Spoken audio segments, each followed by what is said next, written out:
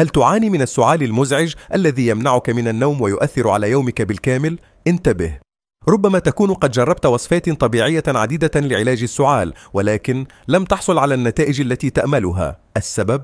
الكثير منا يقع في خطأ بسيط، لكنه يدمر تماما فوائد العلاج الطبيعي ويمنع تحقيق النتائج الفعالة. في هذا الفيديو لن نكشف لك فقط عن وصفة طبيعية مذهلة لعلاج السعال، بل سنتحدث عن الطريقة الصحيحة لاستخدامها لتحقيق أفضل النتائج. والأهم، سنتطرق إلى ذلك الخطأ الشائع الذي يقع فيه الجميع حتى لا تقع فيه أنت. أولاً، ما هي الوصفة الطبيعية التي ستساعدك؟ الوصفة تعتمد على مزيج بسيط وفعال من مكونات طبيعية تمتلك خصائص علاجية مذهلة للسعال. العسل الطبيعي مضاد للالتهابات ويساعد على تهدئة الحلق. الزنجبيل الطازج يعمل كمضاد طبيعي للبكتيريا والفيروسات ويساعد على تحسين التنفس. عصير الليمون غني بفيتامين سي الذي يعزز المناعة ويحارب الالتهابات. طريقة التحضير: قم بغلي كوب من الماء، أضف قطعة صغيرة من الزنجبيل المبشور، اتركه لمدة 5 دقائق ليصبح المركز غنيا بالمكونات المفيدة. أضف ملعقة كبيرة من العسل وملعقة صغيرة من عصير الليمون وحرك المزيج جيدا.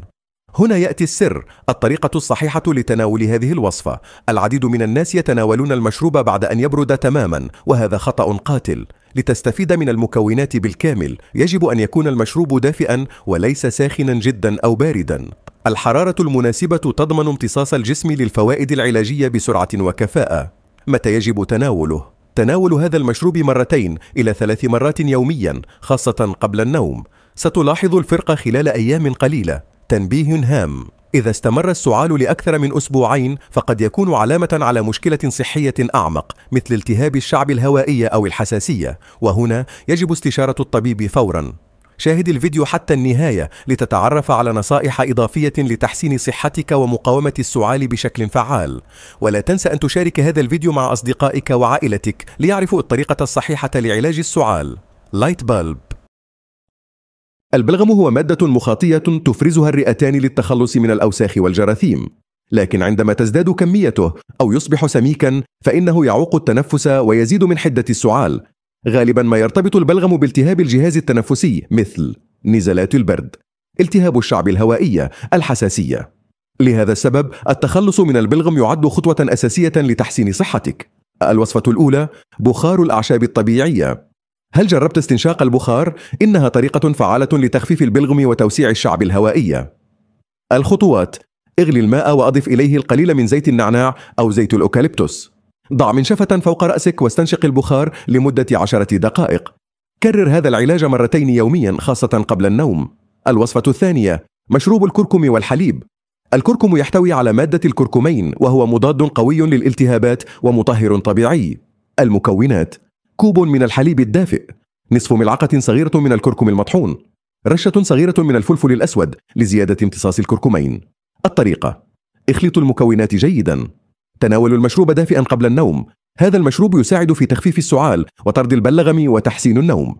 الوصفة الثالثة: شراب البصل والعسل. البصل يمتلك خصائص مضادة للبكتيريا، وعندما يمزج مع العسل يصبح علاجا طبيعيا قويا.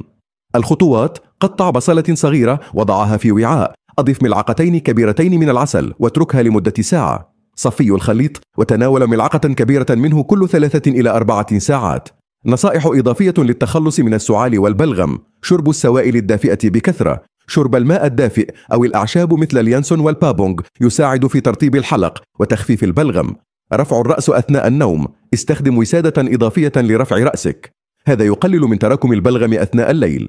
الابتعاد عن المهيجات مثل التدخين والعطور القوية والغبار. هذه المواد تهيج الجهاز التنفسي وتزيد من إنتاج البلغم. تناول الأطعمة الغنية بفيتامين سي مثل البرتقال والجوافة والكيوي. هذه الأطعمة تقوي المناعة وتساعد الجسم على التخلص من الالتهابات. متى يجب زيارة الطبيب؟ إذا استمر السعال لأكثر من أسبوعين أو كنت تشعر بألم في الصدر وصعوبة في التنفس فلا بد من استشارة الطبيب فورا. قد تكون هذه الأعراض إشارة لحالة صحية أكثر خطورة. في نهاية الفيديو لا تنسى مشاركتنا تجربتك مع هذه الوصفات في التعليقات. هل لديك وصفات أخرى فعالة لعلاج السعال والتخلص من البلغم؟ شاركها معنا، ولا تنسى الضغط على زر الإعجاب والاشتراك لتصلك المزيد من الفيديوهات المفيدة. لايت بلب. إذا كنت تبحث عن علاج طبيعي وفعال للسعال، فإن زيت السمسم يعد واحدا من الخيارات التي يمكن أن تكون مفيدة جدا. زيت السمسم يمتاز بخصائصه المهدئة والمضادة للالتهابات، مما يجعله خيارا مثاليا لعلاج السعال والتخفيف من البلغم. دعنا نتناول طريقة استخدامه في علاج السعال، سواء شربا أو دهانا على منطقة الصدر. أولا، زيت السمسم للشرب. شرب زيت السمسم يساعد على تهدئة السعال وتهوية الجهاز التنفسي. يحتوي زيت السمسم على الأحماض الدهنية الأساسية وفيتامين إي، مما يعزز من صحة الجهاز التنفسي ويساعد في تخفيف التهيج في الحلق. طريقة التحضير: خذ ملعقة صغيرة من زيت السمسم البكر، ويفضل أن يكون عضويا. امزجه مع العسل الطبيعي ملعقة صغيرة للحصول على تأثير مهدئ ومضاد للبكتيريا. اشرب هذا الخليط دافئا في الصباح والمساء قبل النوم. لماذا هذه الطريقة فعالة؟ زيت السمسم يعزز ترطيب الحلق ويساعد على طرد البلغم. العسل يساهم في تهدئة السعال ويعزز خصائص زيت السمسم الطبيعية المضادة للبكتيريا. ثانيا، دهان الصدر بزيت السمسم. استخدام زيت السمسم كدهان على منطقة الصدر هو طريقة أخرى فعالة لتخفيف السعال والبلغم. الزيت يساعد على ترطيب الجلد ويعزز الاحتباس الحراري في المنطقة، مما يسهل التنفس ويفتح المجاري التنفسية. طريقة التطبيق: قم بتسخين كمية صغيرة من زيت السمسم في وعاء صغير، يجب أن يكون دافئا وليس ساخنا. دلك منطقة الصدر بهذا الزيت الدافئ برفق. يمكنك التركيز على الجزء العلوي من الصدر حول منطقة الرئتين. دلك الصدر بحركات دائرية حتى يمتص الجلد الزيت تماما.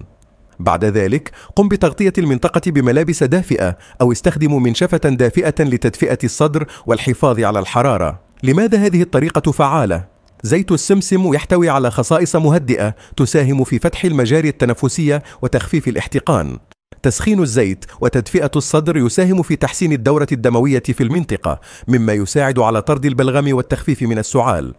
نصائح إضافية: استخدم زيت السمسم بانتظام لتحصل على أفضل النتائج في علاج السعال والبلغم.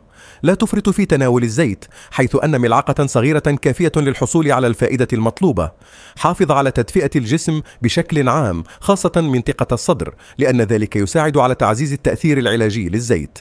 تنبيه هام: رغم أن زيت السمسم يعد من العلاجات الطبيعية المفيدة، إلا أنه من المهم عدم الاعتماد عليه وحده في حال كان السعال مصحوبا بأعراض شديدة مثل الحمى، أو إذا استمر السعال لفترة طويلة. في هذه الحالات يجب استشارة الطبيب للحصول على العلاج المناسب. باستخدام هذه الطريقة الطبيعية والفعالة يمكنك التخفيف من أعراض السعال والبلغم بسهولة ودون اللجوء إلى الأدوية الكيميائية. جربها وشاركنا تجربتك.